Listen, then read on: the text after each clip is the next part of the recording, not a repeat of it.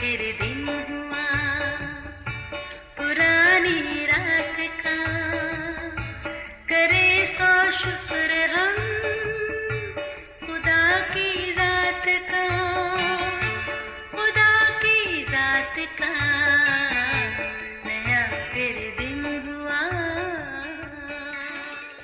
آج کی آیت، جیسے میں نے تم سے محبت رکھی تم بھی ایک دوسرے سے محبت رکھو۔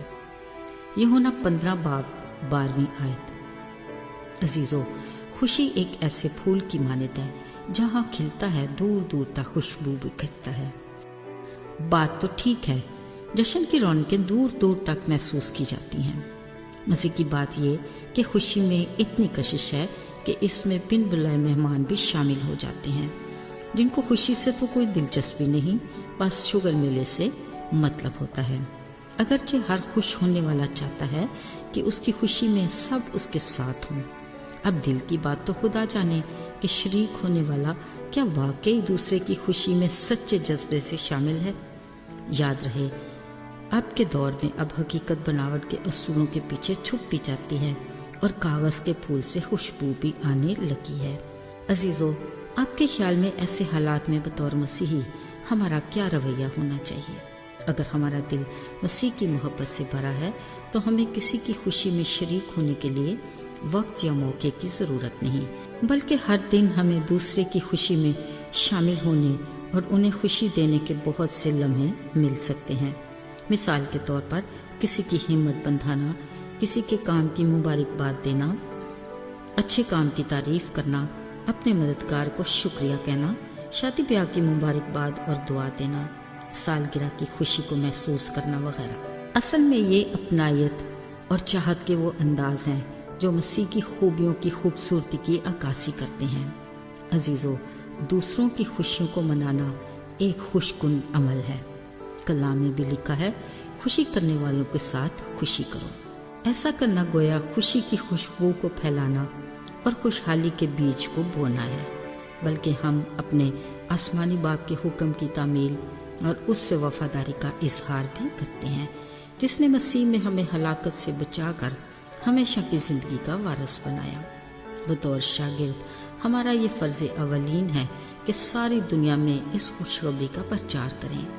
یوں ہم اپنے ساتھ اور بہت سے ساتھیوں کو نجات کے تحفے کی خوشخبری میں اور خوشی میں شریک کر سکتے ہیں۔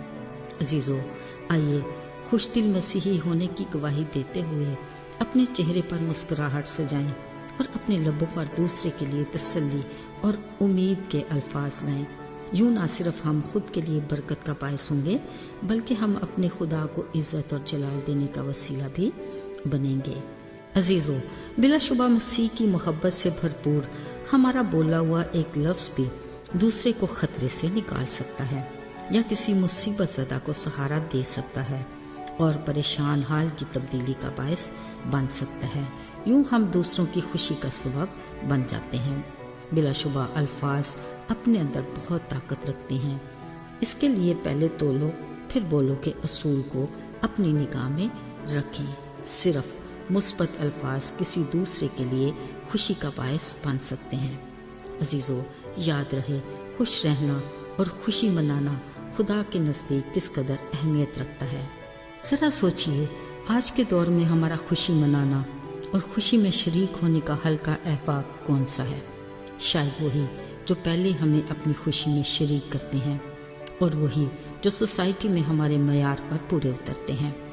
اگر ایسا ہی ہے تو خدا کے کلام میں لکھا ہے، وہ جو خدا کو نہیں جانتے ان کا طرز زندگی بھی تو یہی ہے، جبکہ خالق خدا نے ہمارے بارے میں کہا، میں نے تمہیں اپنی امت ہونے کے لیے چن لیا، ایک برگزیدہ قوم بنایا جس کو میں نے اپنے بیٹے کے قیمتی لہو سے خریدا ہے۔ عزیزو، یہ سب کچھ تو ہمارے لیے اس کے پیار کی انتہا ہے، پر ہمارا اس کے ساتھ وفاداری اور محبت کا عملی ثبوت کیا ہوا؟ آئیے آج ہی ہم خود سے وعدہ کرتے ہیں کہ ان کو گلے لگائیں جن کو ہمارے پیار کی اصل میں ضرورت ہے، ان کو اپنی خوشی میں شامل کریں اور ان کی خوشی میں شریک ہوں جو اب تک خدا کی محبت کی حقیقت سے بے خبر ہیں۔ آئیے دعا کریں۔ اے خداوند خدا، مجھے توفیق دے کہ ہم دوسروں کے ساتھ مل کر ان کی خوشی کو بھرپور طریقے سے منا سکیں۔ ہماری گفتگو، کردار، مزاج کو مسیح کا ہم شکل بنا۔ یسوع کے نام میں آمین۔